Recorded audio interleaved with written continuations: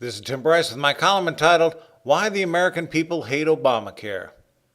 The 2010 Affordable Care Act, also known as OBAMACARE, has been the object of our attention for the last 3 years. It remains controversial to this day as polls show Americans disapprove of it. Of course, this is what led to the ugly standoff between the House of Representatives and the President. Even early supporters of the legislation, such as unions, realize it suffers from deficiencies and needs to be changed.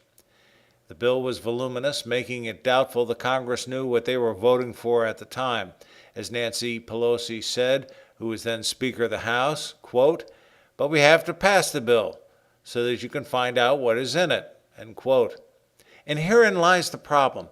Since it was signed into law, the details have been slowly emerging, much to the consternation of the American public. For example, exemptions for Congress and big business, that it triggered a flood of companies to turn employees into part-time workers, that companies are laying off workers as they cannot afford it, that young people will be faced with escalating policy costs and elect to pay the penalty instead, that the IRS will enforce it, who has also been granted an exception, and that it is plain and simply bad for the economy. According to a Gallup poll, almost half of the American people believe the law will make the health care situation in the United States worse. Bottom line, the American people do not trust the Affordable Care Act as it represents something concocted in a back room by one party.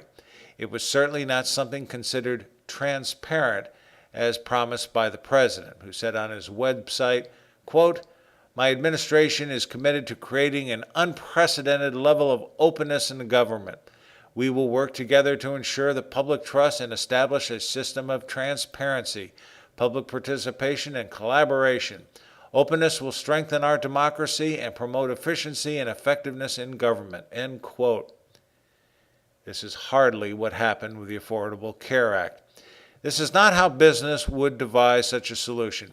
Instead, they would implement a feasibility study whereby the current system would be defined, complete with strengths and weaknesses, requirements would be specified, alternatives considered based upon a cost-benefit analysis, and a suitable solution selected.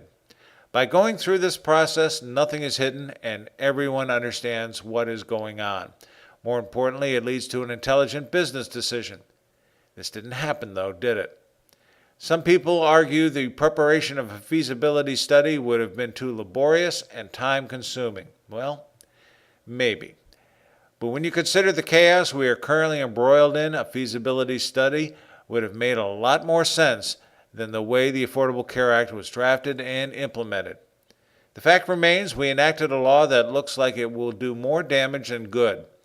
So what should we do? Throw the baby out with the bathwater? Well, hardly. We have learned a lot from this exercise already, but I would still delay or repeal it until such time as we do a proper feasibility study. Years ago, when I served as a baseball umpire, I learned the importance of getting the call right. As much as I didn't want to back down from a call, I had to do what was best for the game. Fortunately, I didn't have to do this too often, but I did have occasion where I had to swallow my pride and reverse my decision. I had to do this for the kids. Now we have to do it for the country.